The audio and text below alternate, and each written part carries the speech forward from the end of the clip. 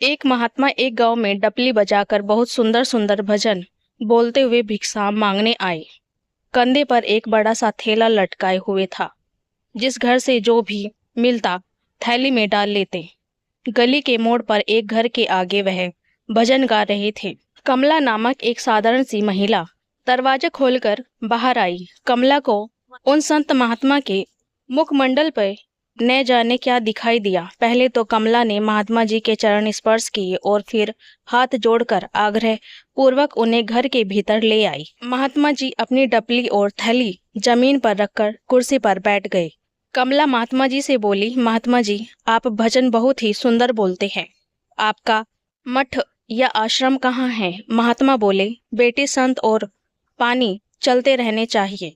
हमें गुरु की आज्ञा है, कहीं रुकना नहीं, एकांत में भजन स्मरण करना है और भ्रमण करते समय भजन बोलकर लोगों को जगाना है। मेरे साथ 2 साथी और भी है। वे साथ वाले कस्बे में गए हैं। दोपहर वो गांव के बाहर मिलेंगे, इकट्ठा खाना खाएंगे और अगले गांव चल पड़ेंगे। कमला बोली, महात्मा जी, मेरे पति को स्वर्गवास हुए 4 साल हो गए हैं। मेरी एक बेटी है और एक बेटा है, दोनों पढ़ते हैं। मैं गांव वालों के कपड़ों की सिलाई करके जैसे तैसे गुजारा चलाती हूँ।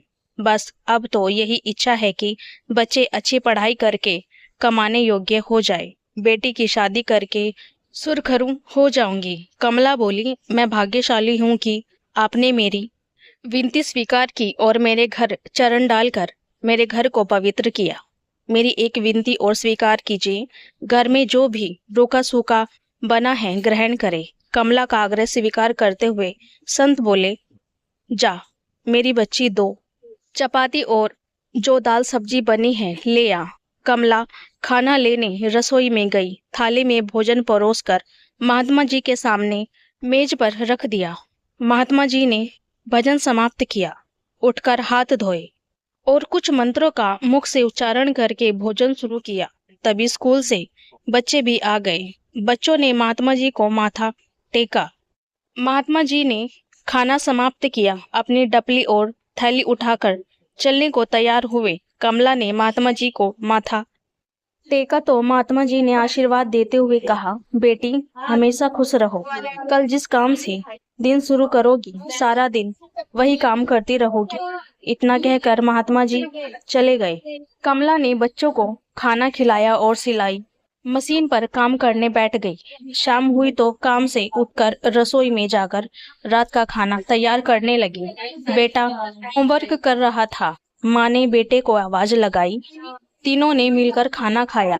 इधर उधर की बातें कर रहे थे कि तभी दरवाजे पर दस्तक हुई। कमला ने दरवाजा खोला तो 6-7 घर दूर रहने वाली सरिता नामक महिला खड़ी थी। राम राम कहने के बाद वह बोली, मैंने कल अपने भाई के घर जाना है, मुझे कोई अच्छा सा सूट का कपड़ा दिखाओ। कमला ने सरिता को सूट का कपड़ा दिखाया। सरिता एक सूट का कपड़ा पसंद करके अलग निकालकर कमला को पकड़ाते हुए बोली, यह सूट मुझे कल शाम तक जरूर दे देना। कमला के हामी भरने के बाद सरिता चली गई। सुबह उठते ही कमला उठी, हाथ मुंह धोकर सरिता का सूट सिलने के लिए इंची टेप निकालकर कपड़े का माप करने लगी। 1 मीटर, 2 मीटर, 3 मीटर, 4 मीटर। यह क्या? कमला हैरान थी कि एक सूट में इतने मीटर कपड़ा और कपड़ा खत्म होने का नाम ही नहीं ले रहा है। वह मापती जा रही थी और कपड़े का ढेर बढ़ता जा रहा था। चाहते हुए भी उसके हाथ रुक नहीं पा रहे थे और उसे रत्ती भर थकावट भी हो रही थी। आज बच्चे स्कूल भी नहीं गए थे। दोनों कपड़ा इकट्ठा किए जा रहे थे। शाम तक कपड़े के अंबार लग गए। पासी शहर में कपड़े के व्यापारी के कानों तक जब यह खबर पहुंची तो वह अपने मैनेजर को साथ लेकर कमला के घर पहुंच गया। कपड़े को जांचा और मैनेजर से सलाह करके सारा कपड़ा खरीद लिया। उसने कमला को इतनी बड़ी रकम का चेक दिया जिससे कमला के बच्चों की पढ़ाई और बेटी की शादी बड़े आराम से हो सकती थी। कमला के पड़ोस में एक खुशहाल परिवार रहता था।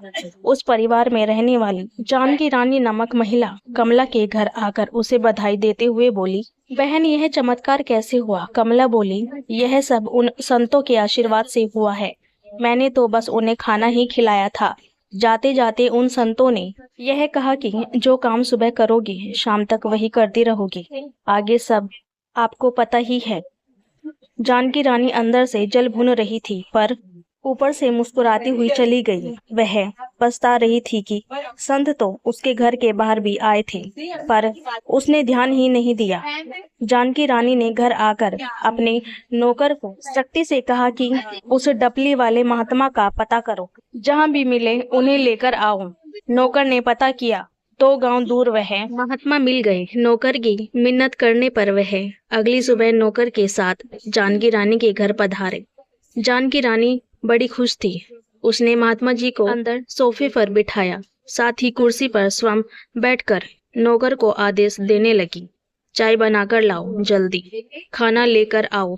महात्मा जी ने चाय पी, खाना खाया और पलंग पर लेट गए। इधर जानकी रानी को मन ही मन महात्मा पर खीज आने लगी और मुंह में ही दुबदुबाने लगी। चाय भी पी ली, खाना भी ठूस लिया और अब टांगे पसार कर सो गया है। पता नहीं कब आएगा। 1.5 घंटा सोने के बाद महात्मा जी उठे और जाने के लिए दरवाजे पर पहुंचे तो वह बोली, महात्मा जी आप जा रहे हैं? मुझे कोई आशीर्वाद तो दिया ही नहीं। महात्मा जी मुस्कुराए और बोले, अच्छा। महात्मा जी ने जानकी रानी को वही आशीर्वाद दिया जो कमला को दिया था। महात्मा जी जानकी रानी को आशीर्वाद देकर वहां से चले गए। जानकी रानी जल्दी जल्दी गांव की दुकान से 2 मीटर कपड़ा खरीदकर घर लाई। घर से इंची टेप लिया। दोनों वस्तुएं इकट्ठी पहले पलंग के पास रख दी ताकि सुबह सबसे पहले यही काम करके और भी ज्यादा अमीर बन जाए। शाम तो हो ही चुकी थी पर उसके हिसाब से आज रात होने में देर हो रही थी। खैर रात हुई। परिवार के सभी सदस्यों ने खाना खाया और सोने चले गए। कमला ने जैसे बताया था जानकी रानी को वे दृश्य अभी से नजर आने शुरू हो गए थे। नींद जानकी रानी को आ गई। सुबह हुई।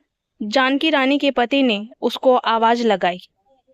जानकी रानी की नींद खुली। जल्दी जल्दी कपड़ा और इंची टेप लेकर जमीन पर बैठी थी कि छींक आ गई। यह क्या हो गया? 1 छींक, 2 छींक, 3, 4, 5 छींकें आती ही चली गई तथा रुकने का नाम ही नहीं ले रही थी। उसका पति भागकर गांव के वैद्य जी को बुला लाया। वैद्य जी भी बड़े हैरान हुए कि यह कैसा मर्ज है, कोई दवा अगर दे भी दूं तो खाएगी कैसे। वैद्य जी ने सिर दबाया, नाक भी दबाकर देखा पर छींकें तो रुकने का नाम ही नहीं ले रही थी।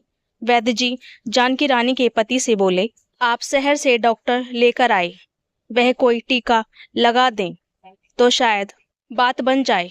जानकी रानी के पति ने तांगा मंगवाया और शहर की ओर निकल गया। इधर जानकी रानी का छींके मार मार कर बुरा हाल हो रहा था। दोपहर बाद डॉक्टर को लेकर जानकी रानी का पति घर में दाखिल हुआ। डॉक्टर ने जानकी रानी की नब्ज देखकर कहा, मैं इंजेक्शन लगाता हूँ, उससे आराम मिल जाएगा। डॉक्टर ने इंजेक्शन सिरिंज में भरा और जानकी रानी की बाजू में लगाने के बाद बैठकर इंतजार करने लगे। यह दवा भी बेअसर मालूम हो रही थी। छींकें तो रुक ही नहीं रही थी।